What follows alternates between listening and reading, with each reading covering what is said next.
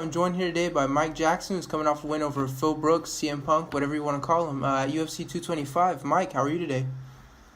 I'm feeling well, man. How about yourself? I'm doing well, man. Thank you for asking. So, listen, this fight obviously got a lot of attention, a lot of hype, man, but how do you look back at your performance? Man, for me, I probably could have did some things a little differently, but overall, man, I felt I have a great performance. I stuck to the game plan as far as, if I were unable to get the first round knockout, that's what to do with the counter wrestling, the ground and pound. Everything was in the game plan, so I'm very happy with my performance.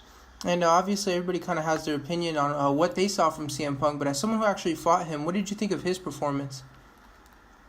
I mean, it was exactly what I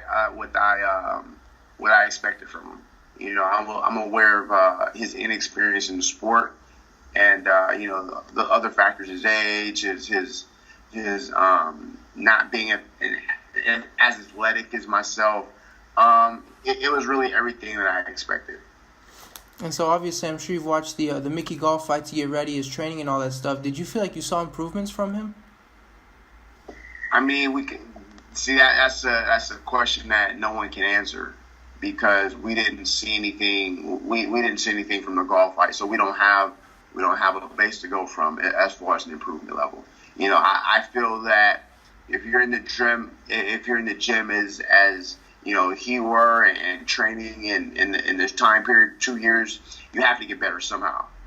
There's no way that you're in the gym that long and you're dead. And now let me rephrase. I've seen people who've been in the gym for quite a long time not improve, but for him and what his goal is as far as the sport goes, he had to evolve and he had to get better.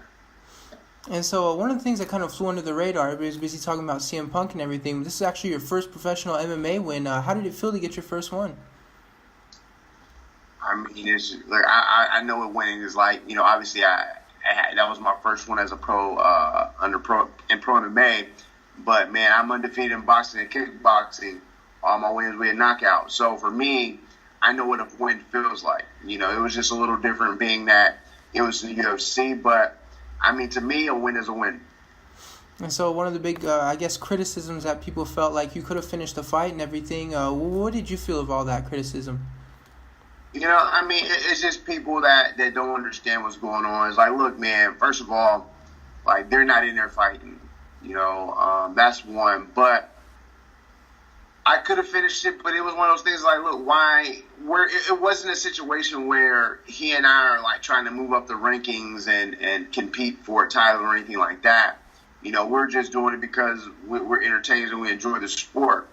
I could have really hurt this guy, and for me, the way I looked at it, as if I didn't get him out of the first round, it's no point going out there and continue to just light this dude up like that, from a power standpoint.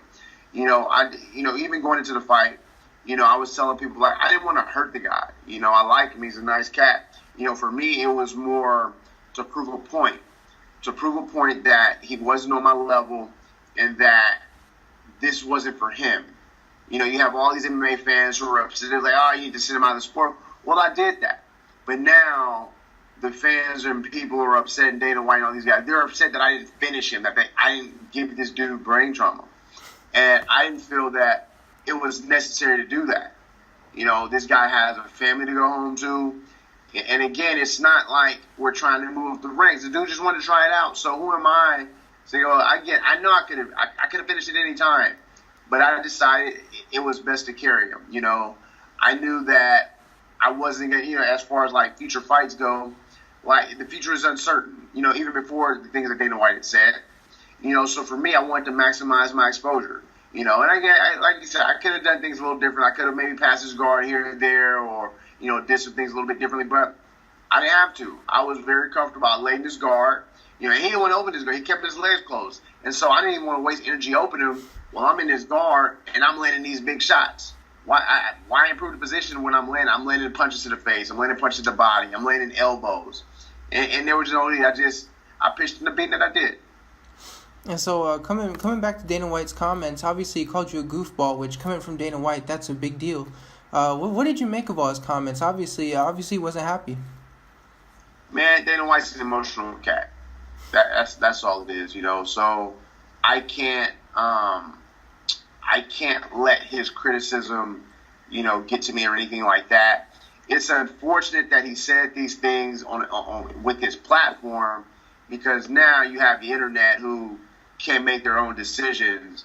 They're running with this, you know, and so it's now you have the internet who can't think for themselves. And then they're on my mentions like, oh, well, Dana White said this and Dana White said that, and I'm like, but you don't have your own opinion. You just going with it. You know what I'm saying? Because Dana White said it.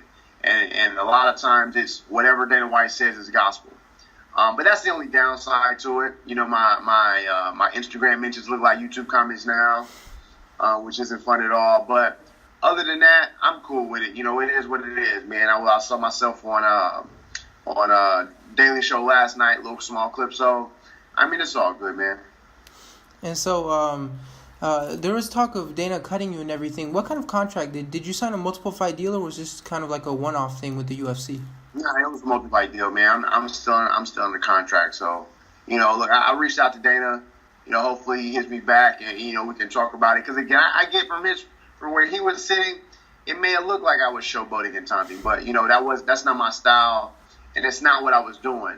And I've addressed this in the post-fight interviews. I've addressed it in other interviews as far as like aerial things like that. And I said what it was, you know. And I had some people who came to me and you know, I asked them what they thought. And initially they felt that I was showboating, but then they heard what I said. They went back and watched the fight, and it was like, okay, I get what you're saying. You know, I don't, you know, if you say he wasn't showboating, he wasn't showboating. And so one of the things I saw, speaking of your contract, you know, Dana was talking about cutting and everything. I saw some people saying that they couldn't actually cut you off of a win. Do you know anything about that? I don't know anything about that. You know, that's a good one. Man, maybe they got some better lawyers out there than me. You know, I just work for Rupert and Murdoch law firm. You know, we got some people that work for the real big firms. Maybe they can check that out for me. All right, man. So obviously the fight got a lot of attention. Yeah, I'm sure your social media must have been crazy. What was your social media like as soon as you logged in after the fight? It was cool. You know, I had a lot of people, because I actually, you know, I turned my notifications off a few hours before the fight, because I'll get on there. I mean, for even regular fights that I have, or outside of this one, you know, I'll be on the phone like 10 minutes before I walk out. But, you know, for me, this was a huge fight, and I wanted to stay focused. So I turned my notifications off, and I really forgot to turn them back on after the fight. I didn't turn them on until yesterday. I missed a lot of comments from like good friends and things like that. But I checked it out, and you know, it was cool at first. And then I was looking like I didn't really get to watch a bunch of the main fights. I was kind of going back and forth between watching them and on my Twitter. But you know what I mean? Like I say, fans don't say what they say, but I can't worry about them. And, you know, I can't worry about, you know, their opinions. And, you know, again, I'm doing this for me. I'm not doing it for them. And so are you planning on fighting again, or is this kind of like maybe once in a while? What's the plan for you? Do you know? Man, I don't know. You know, we'll have to figure it out. Like, nothing is set in stone at the moment. For me, I just, you know, I do what I feel. You know, so in the moment, I'm just chilling right now. So we'll just have to see how I feel, you know, a few weeks. But I'm going to stay in the gym. I'm going to stay training. Like, I'm going to get back to working out today. And, you know, I'll probably be back in the gym next week, hitting it hard, back to just actual training as far as combat sports goes. But now, yeah, I'm going to stay working out. I'm going to stay busy. But I got a long few weeks ahead of me. I got a lot of travel on the docket. You know, I'll be in Lake Charles this weekend. I'll be in Beaumont, Texas next weekend. And I'll be in Nashville, Tennessee the following weekend. So, man, I got a long list of travels ahead of me, and so we'll just have to play it by ear. And so, obviously, we know you're a photographer, you're a journalist, you work at a law firm, you've got a lot of stuff going on. Combat sports-wise, even covering the sports and everything, and this is my last one for you. What's next for you, like, immediately coming up? Man, I don't know. Just have to play it by ear. You know, main thing for me is a Truth Food Tour. I get to travel around the country, eat some solid foods. I slowed it down leading up to the fight, and then once I got to Chicago, I picked it up a little bit because, again, I've never been to Chicago, and so I had to get some of those delicious Chicago eats. But yeah, we're gonna pick that back up. And so if anybody, wherever I'm at, whatever town I'm in, you can tweet me at the Drew Jackson #Truth Food Tour. and give me some dope spots. Like I said, I'll be in Lake Charles this weekend. Beaumont, you don't have to worry about that one. And then Nashville, send me some dope food spots and I can check them out.